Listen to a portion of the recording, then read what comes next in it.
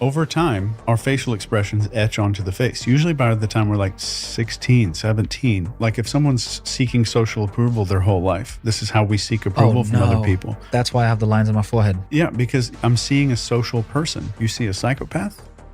Blank. It looks like Botox in a psychopath. You see a person that spent their whole life super happy and in full enjoyment. You're going to see these crow's feet here from smiling all the time. On the side of the eyes. Yeah. You see somebody who's been depressed or angry. You're going to see this muscle right here forms these two wrinkles. This is called the glabella. It forms these two wrinkles. So you'll see lifetimes of behavioral patterns etched onto the face. I call this facial etching. And when somebody's depressed, you see it on the face. But skepticism makes us squeeze the lower eyelid up. And you can see this in anybody. I have no idea whether it's proven science or not. My science is I've done research on this for 30,000 hours in real life on facial expressions. But skepticism squeezes this lower eyelid up here. So the less skeptical someone has spent their lifetime, the more suggestible that person is.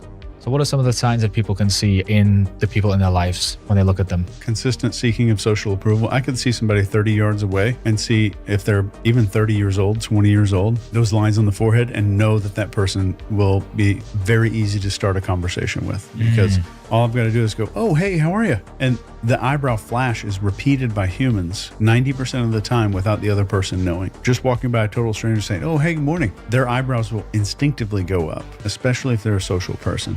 Then if we see anything in the center here, this glabella is a person with anger or depression, because that's the facial expression of anger, squeezes those two muscles together. And if you ever see a horseshoe muscle, like right here, it's very hard to fake. I try to do it all the time. But if you just type in grief muscle into Google Images, and you can determine suggestibility by the lower eyelid. And I've tested this with 3 hypnotists who have tested it out on over 15,000 hypnotic subjects. And it is 100%, according to these 3 guys, correct. So those are the most easily hypnotized people in a crowd, because they do like comedy hypnosis in a bar where they like bring people up on stage, like, oh, you're smelling a fart and it smells real bad, that kind of stuff. That is the most accurate predictor of suggestibility I've ever seen. The smoothness of the lower eyelid.